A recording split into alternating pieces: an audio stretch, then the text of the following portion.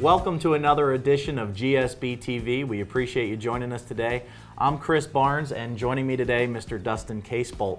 And we have a great session here planned for you. We're going to talk about 10 easy marketing ideas to jumpstart your business.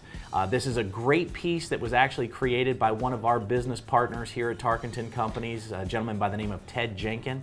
And what we're going to do is, rather than covering all 10, we're going to drill down on just 6 of them that we really think you'll find value in. So let's just jump right into it, Dustin. Great. Let's start with 1. Perfect. So I'm going to talk about just starting a blog, something that's pretty cost-effective, free in most cases. Google, you can set one up with Google. You can create your own domain name to do that blog, and then content is kind of the key here. Whatever your business is, whatever your service is, the goal is to drive, obviously, to that service or that product that you're offering.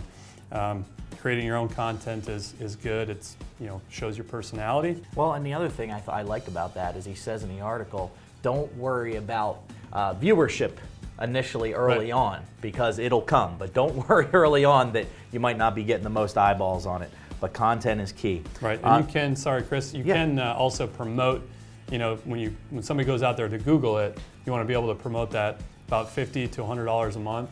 You're going to be right at the top of the search results. Money well spent. Mm-hmm. The one I want to talk about to start is adopt a road, right? We've all been driving and we always see the sign underneath the street sign with somebody's business or organization. And I was unaware of this, but in many cases it's totally free. So adopt a road, and there's a couple places I would send you. You can go to adoptahighway.com, or you can go to your local Department of Transportation. But basically, this is very inexpensive or free to have signage up in your community that people see almost each and every single day. And if there is any cost, it's minuscule, but in most cases it's free. The only thing they ask is that you upkeep the actual property or stretch of road maybe 3 to 4 times out the year. So why not go ahead and do that, roll up your sleeves and get a little dirty for a lot of free advertising in your community. So once again, adopt a road. Dustin? Definitely, yeah, and the next one is kind of a unique one. It's called, there's a website out there called helpareporter.com. And basically what you're doing, a lot of the major news channels, media sources that we watch and we see every day, get a lot of their news and their content in this digital age from freelance reporters. So you go to Help a Reporter Out, you sign up, you tell your story, give your opinion, and then essentially your story can be used by different media sources, essentially free publicity for you. So kind of a unique way of doing this. I have a buddy who's a small business owner. He actually just got one of his clients out in Arizona, a real estate business, on a podcast because of a service like this. And he's on a podcast now with 1 million listeners. Sweet. So it works. Absolutely, very cool. I want to talk a little bit about mobile business cards. It's something a lot of people are not familiar with. We're very accustomed to the little cumbersome cardboard, hard paper, cut out business cards that we've had for hundreds of years. The fact of the matter is that people go to networking functions, and we've talked about networking functions on GSB TV before, and people lose them or they don't look at them, right? So we're in this new age of technology, and mobile business cards exist. Mobile business cards, I would tell you, can be very robust, or they can be fairly simple. What I would do is send you to www.context.com, and context is CONTXTS.com. You can go ahead and get a mobile business card there, or you can get a little bit more of a robust business card with more bio information and information on you through the 90210 network. But you can Google that and also get some samples of that as well. But definitely think about getting a mobile business card for your business.